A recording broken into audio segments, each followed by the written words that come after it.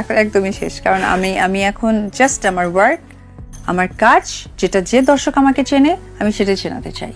আমি অবশ্যই ক্যামেরার সামনে কথা বলতে স্বাচ্ছন্দ্য বোধ করব, এটা হচ্ছে গিয়ে অভিনেতা শাকিব খানকে নিয়ে, সো আদারওয়াইজ না।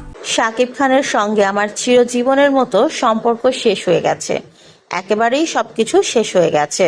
পহেলা বৈশাখ উপলক্ষে ইন্টারভিউ দিতে এসে একটি অনুষ্ঠানে চিত্রনায়িকা অপু বিশ্বাস এবার এরকমই একটি মন্তব্য করেছেন।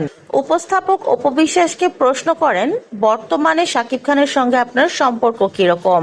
উত্তরে অপু বিশ্বাস বলেন, বর্তমানে শাকিব খানের সঙ্গে আমার কোনো সম্পর্কই নেই, সব সম্পর্ক চিরতরে শেষ হয়ে গেছে। আমি আর কখনোই ব্যক্তি শাকিব খানকে নিয়ে কথা বলবো না। অভিনেতা শাকিব খানকে নিয়ে যদি কোনো প্রশ্ন থাকে করবেন, আমি এই উত্তরগুলো দিতে স্বাচ্ছন্দ্য বোধ করব। বর্তমানে আমি শুধুমাত্র আমার কাজ নিয়েই আছি এবং বাকি জীবনটা আমার কাজ আর আমার ছেলেকে নিয়েই বেঁচে থাকতে চাই। শাকিবের নাম কিংবা তার কোনো অস্তিত্বই আমার জীবনে এখন আর নেই।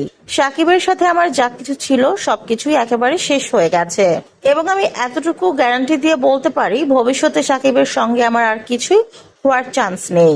উপস্থাপক অপবিশ্বাসকে প্রশ্ন করেন, তাহলে কি ছেলের সঙ্গে বাবার সম্পর্ক শেষ হয়ে গেছে? উত্তরে অপবিশ্বাস বলেন, বাবা সন্তানের সম্পর্ক তো কখনো শেষ হয় না, এটা শেষ হওয়ার মতো সম্পর্ক না। তাদের সম্পর্ক তাদের মতো থাকবে, তাদের দেখা সাক্ষাৎ হবে, যাতায়াত হবে, সেটা শুধুমাত্র বাবা আর ছেলের মধ্যে। আমি এর মাঝে আর নেই।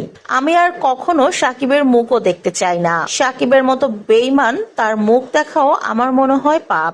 সাকিব আমার সাথে অনেক অন্যায় করেছে, তারপরও আমি সবসময় সাকিবের সাথে সুন্দর সম্পর্ক বজায় রাখার চেষ্টা করেছিলাম এবং বরাবরই আমি চেয়েছি সাকিবের সাথে আমার সবকিছু ঠিক হয়ে যাক, কিন্তু বর্তমানে আমি আর এগুলো কিছুই চাইছি না। আমি চিরতরের মতো সাকিবের সাথে সব সম্পর্ক ছিন্ন করে দিয়েছি। অপবিশ্বাস আরো বলেন, এই অনুষ্ঠানের মাধ্যমে আমি সবাইকে জানাতে চাই, আপনারা আর কখনোই ব্যক্তি শাকিব খানকে নিয়ে আমাকে কোনো প্রশ্ন করবেন না। যদি অভিনেতা শাকিব খানকে নিয়ে প্রশ্ন করার থাকে করবেন, আমি সেটা বলতেই স্বাচ্ছন্দ্য বোধ করব। ব্যক্তি সাকিব বলতে আমি কাউকে চিনি না, আমার জীবনে ব্যক্তি সাকিব বলতে কেউ নেই।